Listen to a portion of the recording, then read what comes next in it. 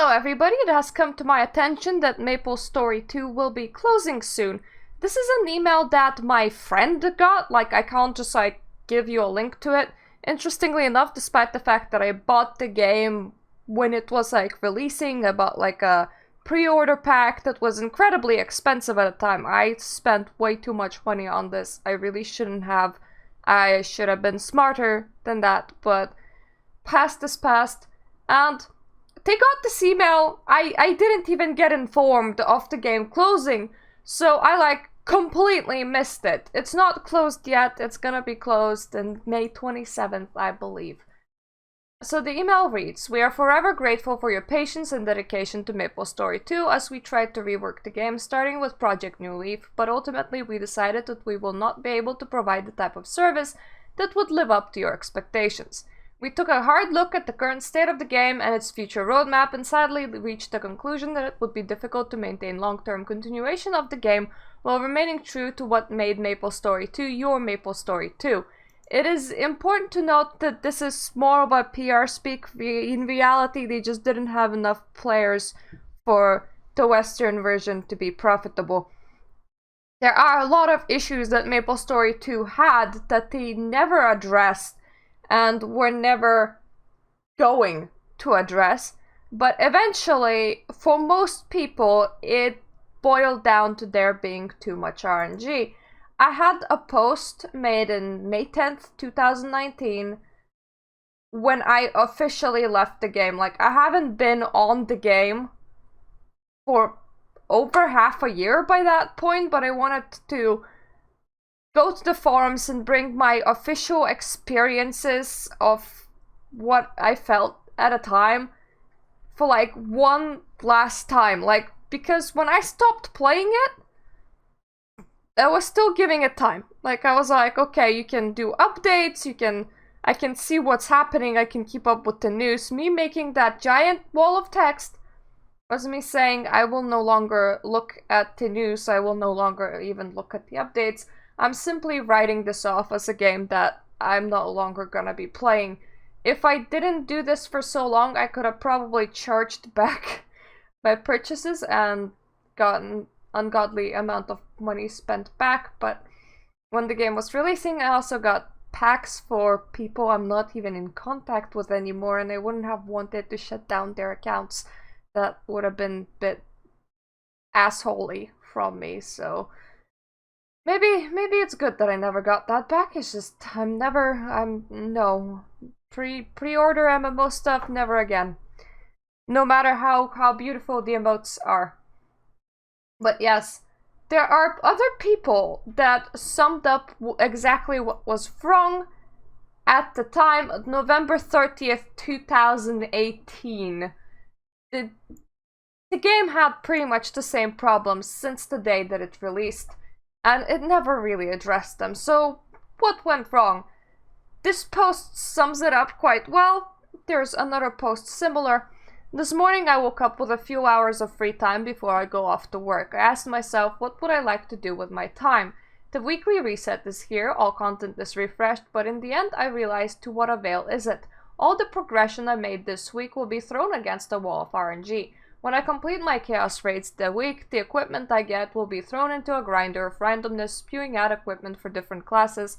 If I get equipment from my class, then it will be random stats on it, and if not the stats I need, I will have to spend millions of meso, fruit of hours of grinding, or getting lucky selling an epic pet RNG dropped for me, to re-roll it for a chance of the stats I need.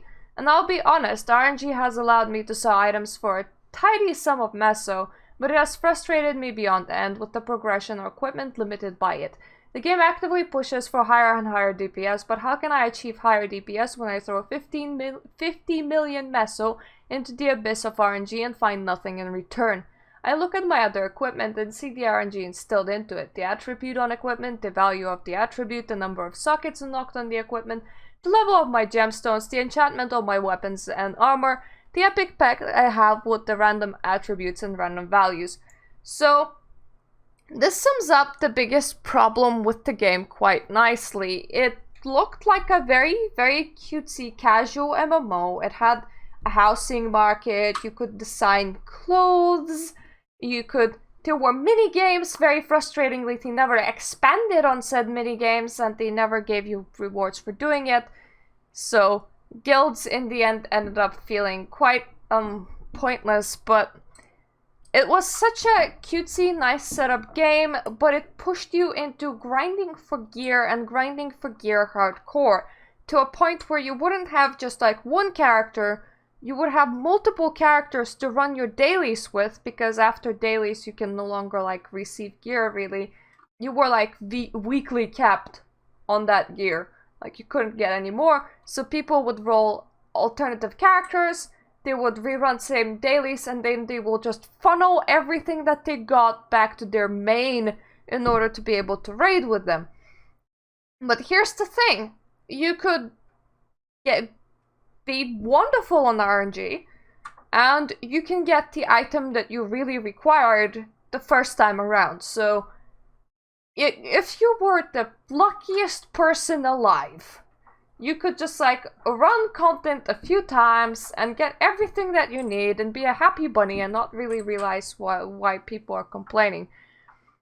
Opposite side of the spectrum though means that you're running the same content and grinding with 8 different characters, for example, and you're just shoveling all that gear into your main, and you're still not guaranteed to even be ready for raids, and the same when you complete the raids, and so on and so forth.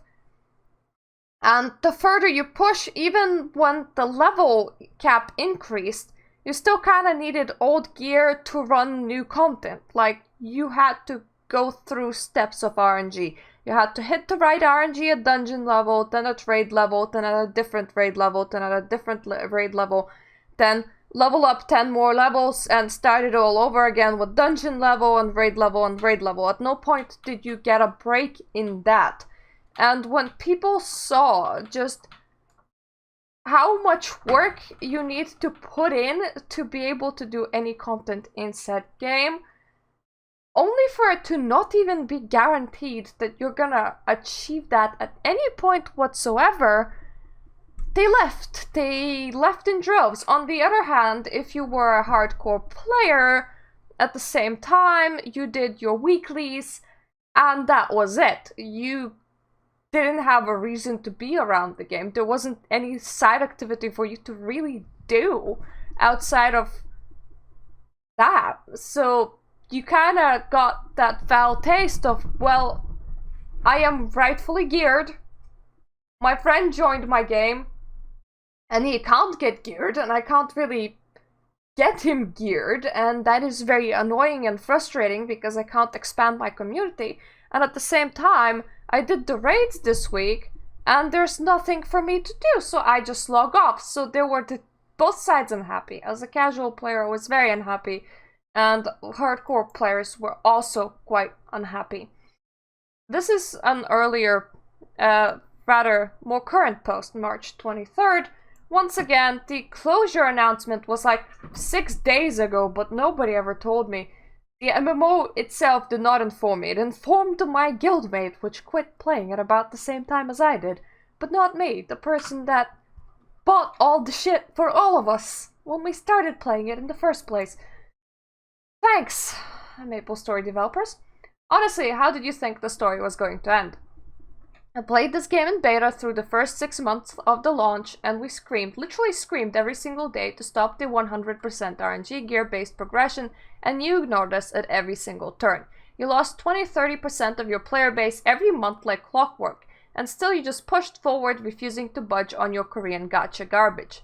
Now, to be fair, you weren't completely to blame for the death of this game. The player base in Maplestory 2 was the most predatory collection of human things, and I use that term loosely, I have ever seen. Instead of anyone trying to help someone, it was how much can I gouge them for so I can further my own RNG progression. Shame on you devs for running the game into the ground at top speed. The game had so much promise and you completely let anyone invested time or money into the game down.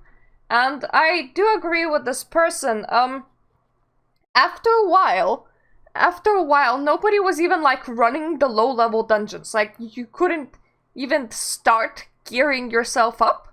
simply because running the low-level dungeons consumed your weekly dungeon runs. So if you were seriously gearing yourself and trying to raid, you couldn't even help anybody.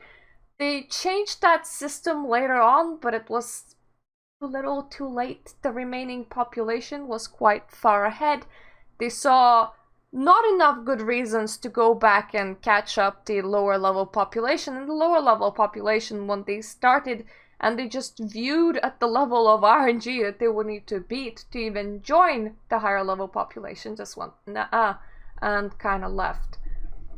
And my own post, too long didn't read. Beta gave me the impression that Maplestory 2 was a casual social MMO. It is not. That is much closer to other raiding and grinding MMOs, but worse.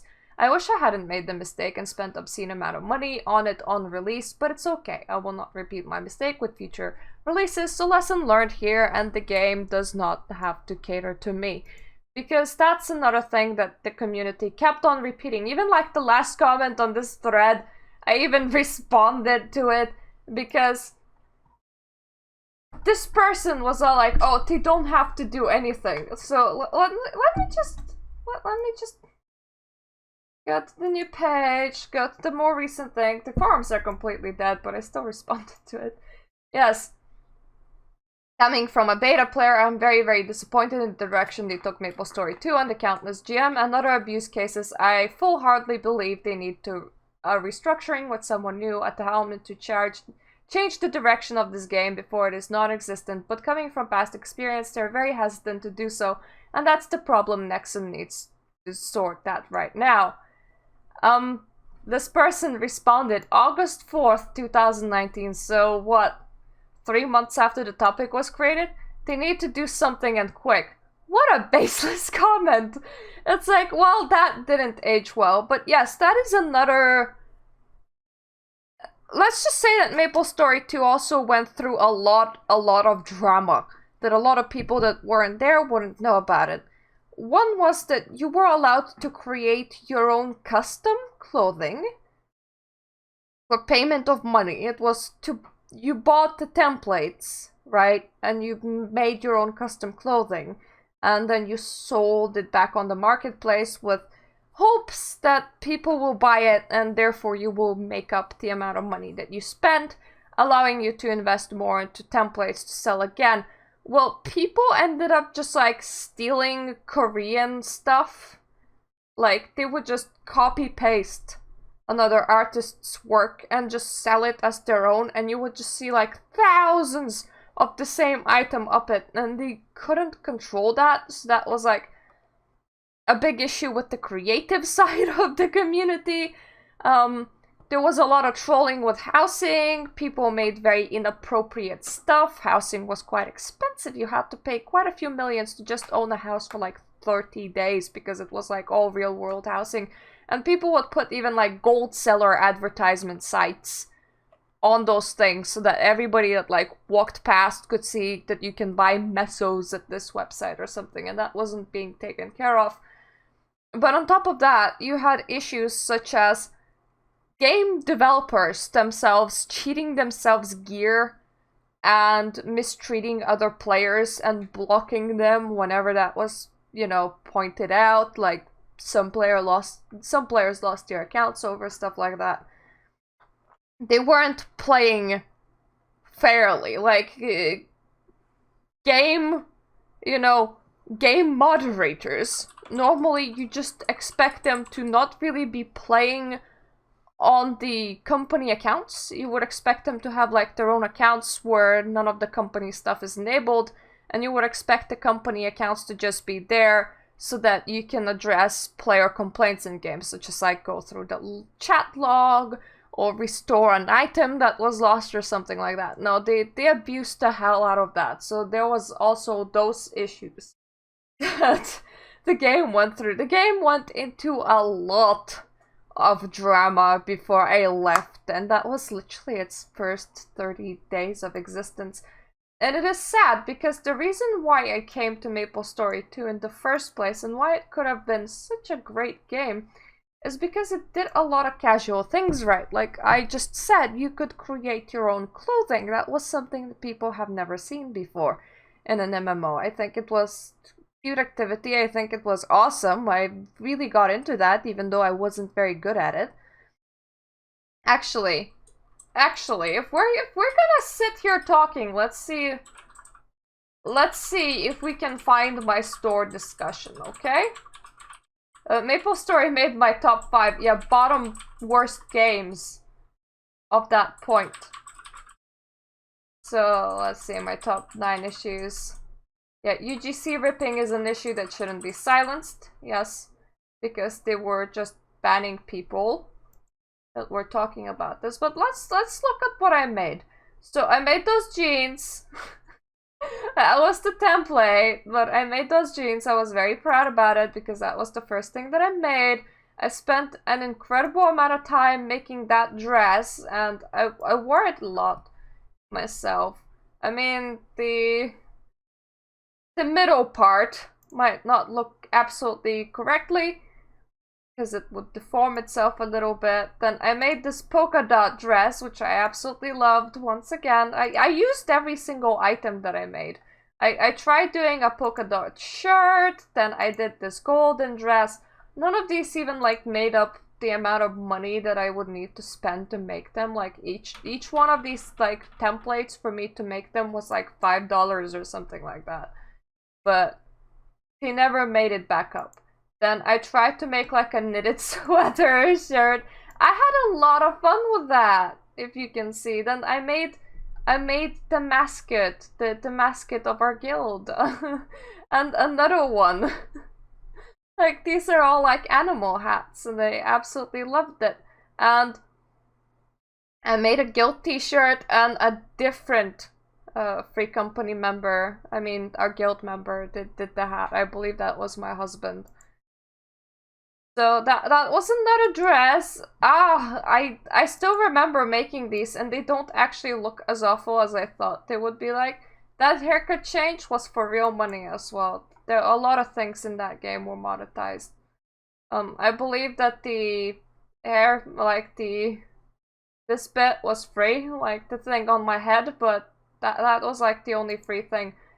Behind me is a house. Once again, I paid for some of the tiles and some of the furniture because I was very involved into that.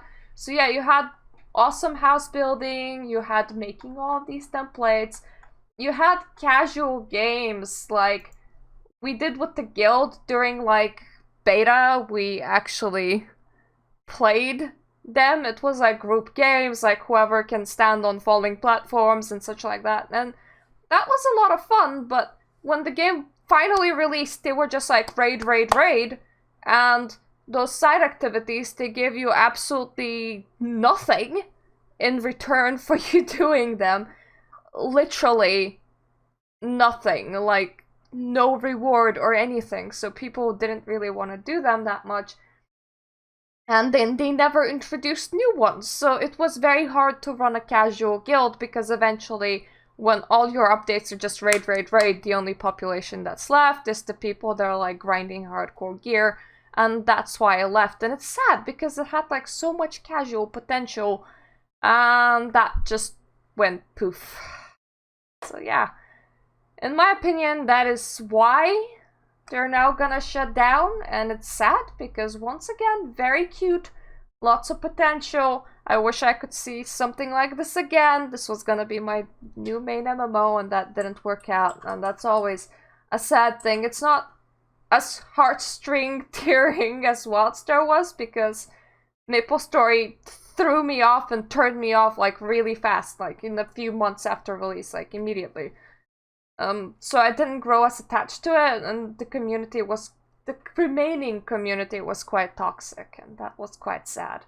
But I do remember making all of the stuff and like enjoying that part. Sad that practically the whole game was for real money. Like, you had to pay a lot of money to do all of this stuff, and it went in a direction that I couldn't go with it, and from the looks of all of the topics, that's practically what you're gonna see. That's practically what people are gonna quote in the reasons as to why the population fell and why eventually the game had to shut down. So yeah, that's that, I guess. Thank you for having this talk with me. It was nice to reminiscence about the game that's shutting down now. And I hope I'm gonna see you on my other videos. Please subscribe if you like my games newsy stuff or if you like my gameplay stuff. And yeah, see ya.